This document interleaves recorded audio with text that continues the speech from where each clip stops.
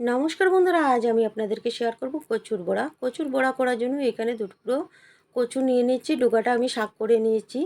আর এখান থেকে নরম নরম দেখে টুমো টুমো করে কেটে পলিয়ে নিয়েছি, যাতে নুন হলুদ মশলা ভালোভাবে কচুর ভিতরে ঢুকে যায় সেজন্য। আর কড়াইতে গরম জলের মধ্যে নুন দিয়ে বয়েলে বসিয়ে দিলাম।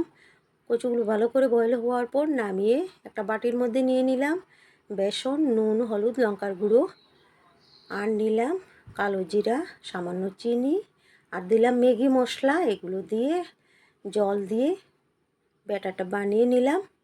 তারপরে এক পিস করে ডুবিয়ে তেলে দিয়ে সব কটা ভেজে নিলাম লাল করে। ভালো করে উলট পালট করে দিয়ে আরও একবার মুচমুচো করে ভেজে নামিয়ে নিলাম। তারপর খেতে দিলাম গরম ভাতের সাথে। এটার সাথে আছে মসুর ডাল, লেবু, আর আছে সেন্টের একটা লঙ্কা দিয়ে দিয়েছি। কেমন হলো বলবেন। বাই।